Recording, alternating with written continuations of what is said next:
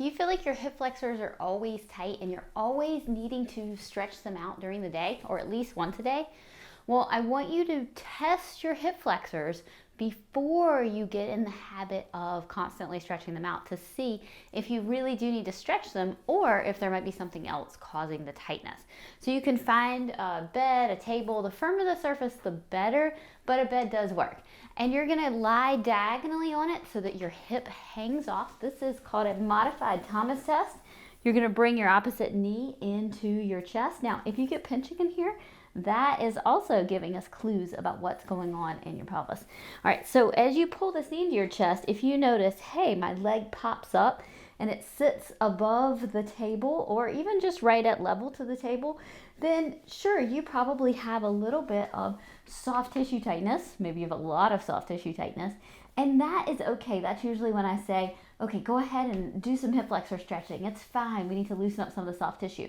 But what I find is that I'll have hypermobile people where they'll do this test and their leg will hang down below the table a bit, but they still feel like their hip flexor's tight and they still feel like they have to stretch it all the time. So for someone like this, the more they stretch their hip flexor, the more they end up stretching out the soft tissue in the front of the hip. And we're looking at other structures besides hip flexor, but also our hip flexor helps to contain, the psoas and iliacus help to contain our femur back in the socket. And those deep hip rotators have a tendency to shove it forward.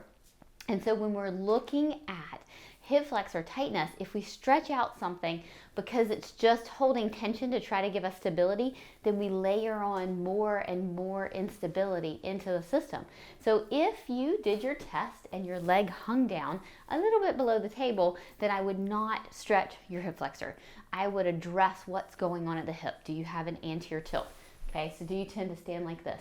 Do you have glute max weakness? Do you have tightness in those deep hip rotators? What's happening at your feet? Do you tend to grip your toes? So all of these things are playing a role into what's happening with making your hip flexors feel tight, and the fact that if you did hang below the table, don't stretch them. You do not want any more laxity in the front of that capsule. We want to build strength.